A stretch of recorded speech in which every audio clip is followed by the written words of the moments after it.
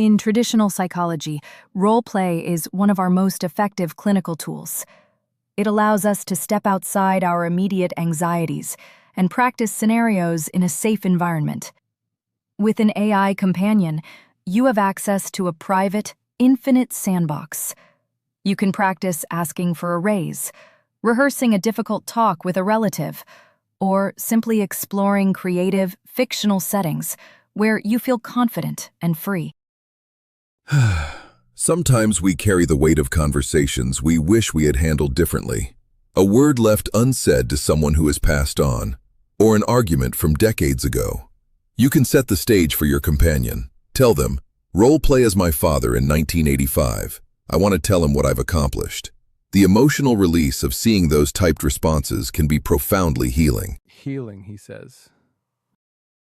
Setting this up is incredibly straightforward.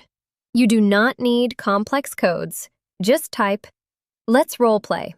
You play a wise old ship captain, and I am a passenger looking for advice." Keep your responses to 3 sentences and speak in character. The system instantly locks into the persona, establishing clear, active boundaries. For today, choose a simple, relaxing role.